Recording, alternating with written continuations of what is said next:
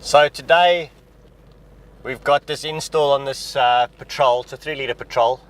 Very neat inside, I must say, immaculate condition for its age. Alrighty, in position now. So customers provided us to 4 Rhino Rack load bars, heavy duty load bars, and I've actually put one on the roof and got my center roughly. So everything's still loose on the feet and so on. So adjusted it to see where my load bar connection brackets are going to be fitting onto this. So that gives me an idea that we're going to be placing our brackets slightly more to the center. So what we do next is we've got the load bar connection bracket cap. Now these are the custom made ones from the Bush company. We make these purposefully for mounting it to systems like these, like the Rhino Rack bars. Now that bracket there is going to attach on the side like that, and then the load bar is going to run in the middle, and then our universal U-bolt bracket over there plate sits underneath it. You're basically pinching the tent down to the top of the load bars. Now I'm going to pre-fit the front and the rear one, so that's in place and ready to go. And then when we get it close to the vehicle, we're just going to be resting basically the central bars on top of underneath the tent, running exactly underneath where these slats underneath the tent fit. Alright, so that's all in position. Now a few just pointers is I always push the bolts that are coming down as close together as possible, so that your pinching point is just at a much tighter, you have less flex in the plates. Now they are stainless steel plates, so not really going to flex, but just better. Now remembering, stainless steel, okay, a lot of you guys might not know this, is get a nickel based anti-seize or any type of anti-seizing paste, because I guarantee you, as soon as we do that up and it gets a little bit of heat on it, it actually seizes into place, which means you have to cut it off and replace the whole bolt again. So this will just save you hours in the long term. So I just run it pretty much like just a little drop on, a lot less in toothpaste, but a similar concept. Okay, grab the rattle gun and your 13 spanner. There we go. So spanner to lock it off on top. Now what I do is I just do it slowly, like that. Basically start getting it into position. There we go, all done and dusted, in place. We've got the 2 rails on, and now we're going to drive the forklift in and basically lower it down in the vehicle, lining up the other 2 bars underneath these 2 rungs. Alrighty, so now basically we're going to be running the tent over the top, like that. We've positioned up the rails on the vehicle already to roughly in the center.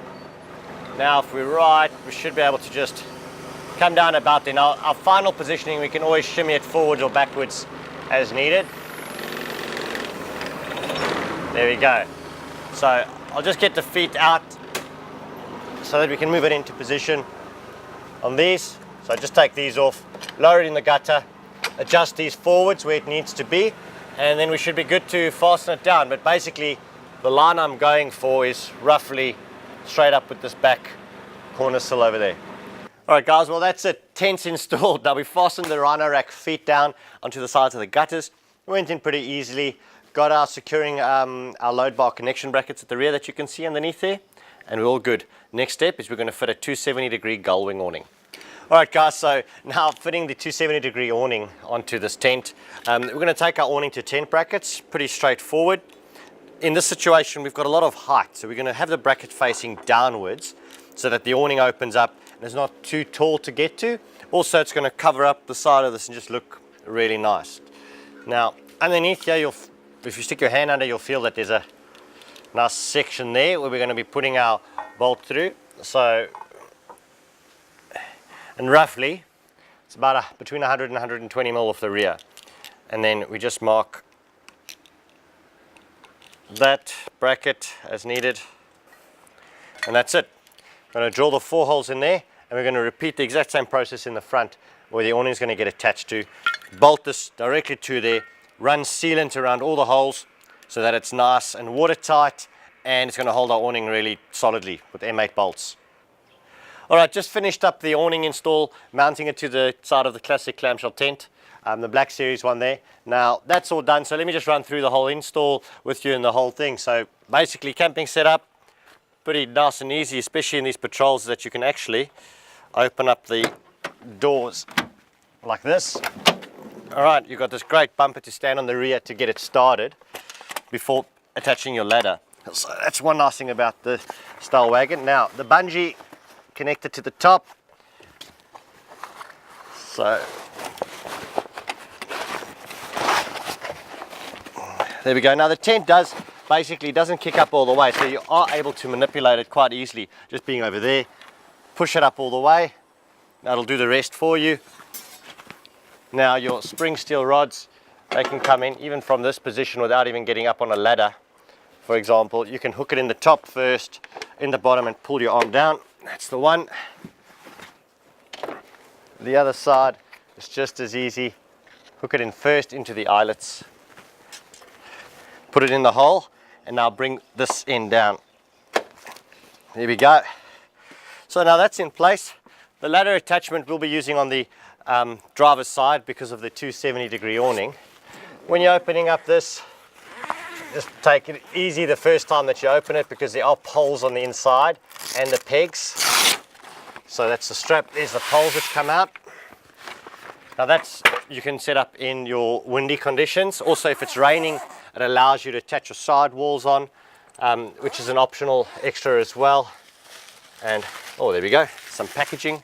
So you just put that down. And then in the top,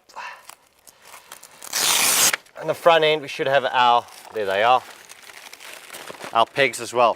So that's the separate peg bag that goes with the poles. Now, freestanding awning, it's really easy for setup. You just drag it around like this. What I'm going to do is actually just use the bracket in this instance. It's something pretty easy just to put the hoop end. So there's a hoop end in there. Hook that over. That should do it. And then just pull it tight. Now, I generally assist it, so pull with my left hand on this end and do up the strap. That's going to be great just in that position there. And what you will notice is where I decided to mount up the tent is actually a little bit further forward on this vehicle because of the 270, allowing this arm, when pulled tight, is to give you that protection from rain getting in your back door. So now you're able to access the vehicle without the rain pouring down onto you. Guys, that's the whole setup that we did today on today's install. Thank you for watching this video. Have a great Friday and catch you later.